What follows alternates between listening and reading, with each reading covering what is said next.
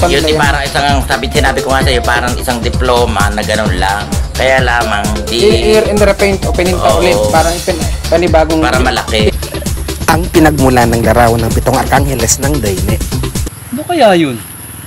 Parang papel na nalalaglag. Ayan. Ayun! Lalaglag! Sa banda roon, puntahan ko. Ano kaya yun? Tuwing ika-29 ng Setyembre ng bawat taon ay kapistahan ni na San Miguel, San Gabriel, San Rafael at mga kasamahan nilang anghel. Ang kwento sa pinagmulan ng mapaghimalang larawan ng 7 Arkangheles de Daine at ng kapilya nito. Hello mga kapaps at mga kamoms, kumusta na kayong lahat diyan? Magandang buhay!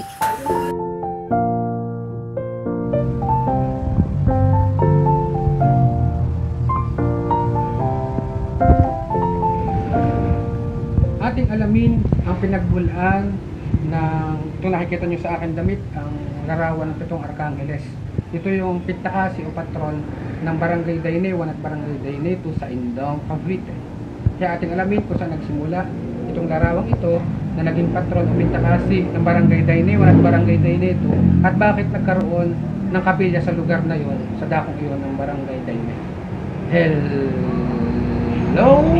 mga kapaps at mga kamams, kumusta na kayo lahat diyan? Magandang buhay!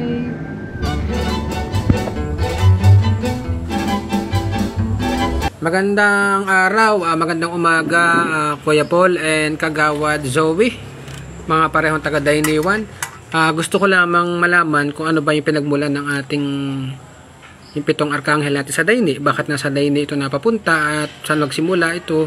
Kaya yung kwento-kwento tungkol sa larawan. Paano nangyari yun? Kuya Paul at Kagawad Zoe.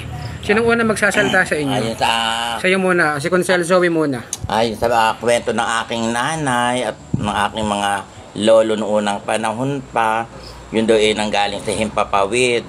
Noong mga hindi pa nagpapanahon ng taghapon. Meron daw palipad-lipad na akala mo isang typewriting na galing sa Himpapawid. Ay di doon daw nung bumagsak daw doon sa may gubatan ay doon sa may pwesto, doon sa may lupa, doon sa may Lolo Anghel na lupa, doon daw bumagsak. Ano yung Lolo Anghel? Ito ba yung luwang Ferolino? Oo, Anghel Ferolinong lupa. Doon sa malapit sa Barangay Hall ngayon, ano? Ayun, doon daw bumagsak yung papel na palipad-lipad. Tapos daw hindi nila pinapansin kasi may nagtatabas doon. Para siyang diplomang rolyo. Naka-roll yung gano'n. Tapos nung malapit na magtabas na ng makita, yun ang kwento sa akin, ha? Itatanong natin mamaya si Kuya Paul. Tapos yun daw, bumagsak na ng buksan nila, mga anghel. Pero, iba ang, ang design ng anghel na yan, at nakadisplay na to. Mas ibang larawan. Pero 7 Arkanghel. Si Kuya Paul naman, ano naman ang version ng iyong kwento? Ang katotohanan diyan, yung kasing lupang iyan ay lupa ng aking lolo. At nag-aararo yung kapatid ng lolo ko. Nag-aararo doon, nagbubungkan ng lupa. Nakakita siya ng ng larawan nga ng 7 Arkanghel sa araruhan. Ang ginawa niya, inuuwi niya yung papel na ganito. Yung 7 Arkanghel, inuuwi niya sa bahay nila. Ang ginawa niya nung inuuwi, nagulat sila at pagbalik niya, pagtingin niya, wala na ang larawan ng 7 Arkanghel, na doon na uli. Doon sa tinatayuan mismo ng simbahan, doon talaga bumagsak. Inuuwi niya, nawala, tapos pagbalik doon sa laro ulit. Wala, ang ginawa nila, ay di sila inuuwi. Pagdating inakita uli doon sa tinayuan ng simbahan, na doon uli ang larawan, doon bumagsak. Tapos ang ginawa, umuwi, kinabukasan, umuwi ulit.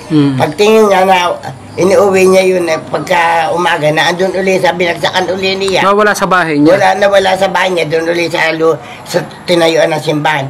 Ang ginawa nila, gumawa sila ng kubo. At doon nilagay ang 7 Arkanghel. Okay. Kaya permanente na, hindi na siya umalis. Nung pinagawa ng parang tuklong na gayon, tinirikan nila ng simbahan. Kaya buhat noon, hindi na umalis ang 7 Arkanghel doon sa ginawa nilang tuklo na maliit. Parang kapilya na, ano? Oo, na maliit na parang kubatso lang. Ginawa nila, nilagyan nila. At doon na naging, kaya yun na naging simbahan na ngayon, naging tukulong na naging kapilya na ngayon. Oo, kaya yun doon, hindi sa hindi pwedeng alisin at iuwi at nabalik doon. Okay. Ang ginawa nila ng bahay ang ang 7 arkali yung nilagyan nila ng Baskagan, baka bahayan, Baskagan, Pero kwadro. Pero yun, parang yun nasa likod noong patron na ating sinasayaw, yung original. Nasa loob noon. Nasa loob noon. Ano kaya ang itsura ng original? Sana pala nabuksan yun nila yan. Parang sinabi ko nga sa'yo, parang isang diploma na gano'n lang. Kaya lamang, I-repaint o pininta ulit, parang panibagong... Para malaki. Ito nang nasuot natin ngayon, nasa ating damit, ito ay yung pangalawang pinta na hindi yan yung original na nakitang larawan na bumagsak sa diploma. Hindi yan yung ganong picture. Bagong ilustrasyon na siguro ito, Oo, tapos yung nasa likod daw ng...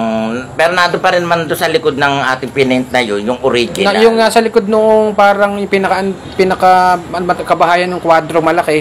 Naroon sa loob noon, sa gitna, yung original na picture. Pero hindi katulad nitong nasa dibdib natin iyan. Sana may nakapag-picture na nung araw, yung original. Pero meron ba sa Facebook niya, sa social media, yung original na picture? Kasi yung Siete Arcángeles de Indang, yung sa bayan ng Indang, iba pa rin yung itsura, Pati nasa 50 iba, hindi pa. Iba rin yung sa 50, lalo mas sikat lang itong sa atin sa Naini, dahil ito talagang kakilala na ng dinadayo at naghihimapag-himala ang larawan. Pero siyempre, nasa likod nga yung original na mapaghimala. Ganon din yun, diba? Mapaghimala sa tulong ng Panginoong Diyos Ama sa Langit, Panginoong Sakris at Banal na Espiritu. Yun lang ang alam ko. Ayan, yun lang, Maraming salamat, Kagawad Zoe Del Rosario and Kuya Paul Avilla. Ayan, mga kamag-anak ko. Pero yung middle, akin ang affiliate.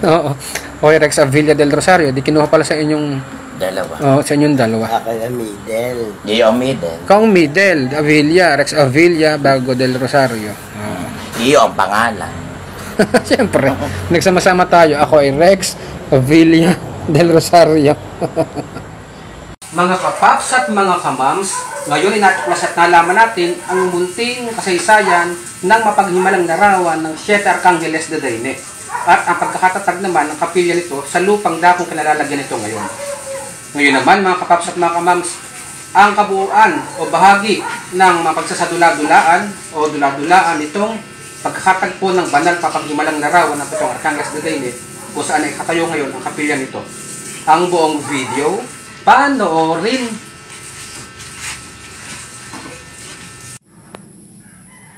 Mayroon ding ibang version o kwento na doon sa Sitio Buli sa Barangay Daine, Indang, Cavite ay natuklasan ng isang nagngangalang Julian Villa ang larawan ng 7 arkanghel at dali-dali niyang inuuwi sa nayo ng Daine. Samantala, sa ibang version naman ng kwento ni Kuya Paul at Kagawad Zoe ay noong 1800s pa ay natuklasan ng kanilang kalululuhan na nagngangalang Angel Ferolino ang isang tila nakarolyong papel na nanggaling pa sa himpapawid bumagsak sa lupa. Sa lupa kung saan nakatayo ngayon ang kapilya ng Siete Arcángeles de Daine. Ano kaya yun? Parang papel na nalalaglag. Ayan. Ayun! Nalaglag! Sa banda roon, puntahan ko. Ano kaya yun?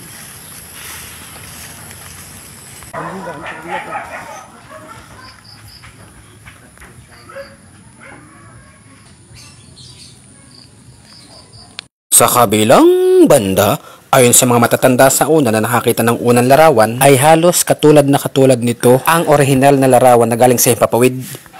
Kung paanong nagustuhan ninyo ang munting video content o munting dokumentaryo na ito, nawa yung susunod natin gagawing video content kaugnay sa luwa, ito yung panata si 7 Arcángeles de Daine, ay nyo ring subaybayan.